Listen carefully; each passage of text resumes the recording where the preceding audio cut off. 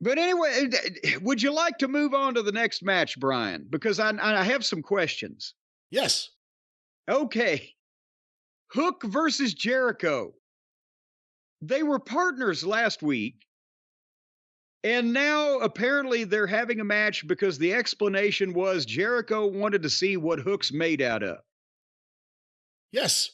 And then they have a match, which we'll talk about exactly what happened here in a second. But the point is, then Hook wins. And then Jericho comes out after the match and says, well, I've got a proposition for Hook, and I'm going to make it to him next week. So the obvious question is, and I know what your obvious answer is, as Chris Jericho hooked himself up to the hook wagon to try now to leech some of the adrenochrome from the young talent and be in with the cool kids and do something meaningful that is under the guise of getting Hook over, but is in the end probably going to make Jericho look better than most everybody else involved. Well, nothing he's been trying to do has worked for him lately. I mean, there's a reason he's Lionheart Chris Jericho right now getting no reaction. Boy, that no Judas changes complexion everything. of the... Everything. And what was he trying to prove getting thrown on his head a bunch of times? Because other than Brock Lesnar, when was the last time you saw someone just get suplexed nonstop in a match like this? Well, and that's the thing, is that I see the story he's trying to tell, and I see the way he sold it. Hook hits me with one of those suplexes out of nowhere right at the start of the match, and I land on my head, and I sell my head for the rest of the match. And the more he drops me, the more the problem is, and people believe the head injuries, right? And blah, blah, blah. And so that's the kind of match they did. Every time Jericho would fight back, Hook would German suplex him or some kind of suplex him and drop him back on his head, and he'd still make a comeback.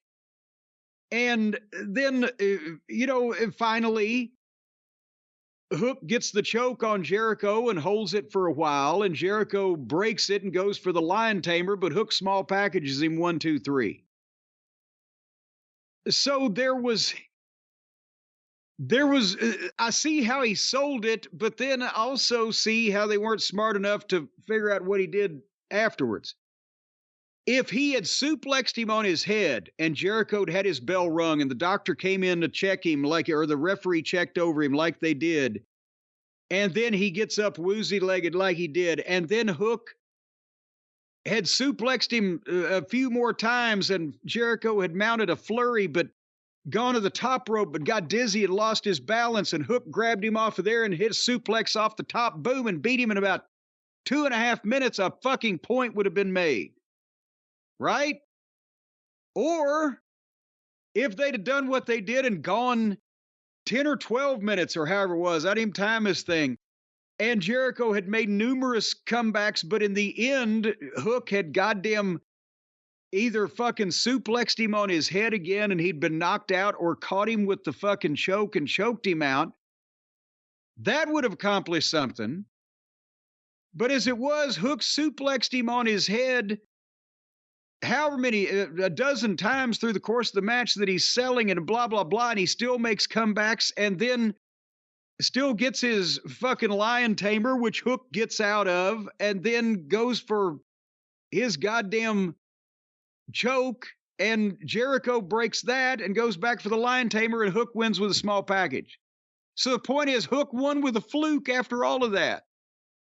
If you're going to make the statement, but he won with a fucking fluke.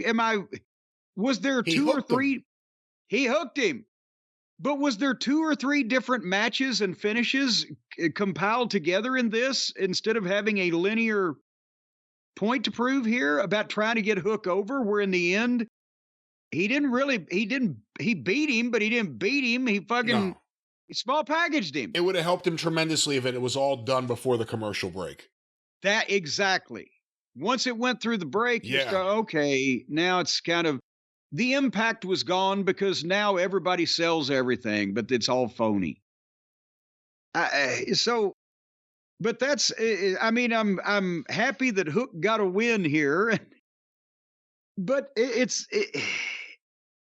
get the glimmer of something, but since there's no main editor, these small points in logic get lost based on whatever just the guy putting it together wants to do. And then they fist bumped each other and left the ring. So Hook got a big win there. So next week, Chris Jericho's Proposition the Hook. Yes. Pretty Woman in AEW. I think the proposition is going to be Love Potion number 9.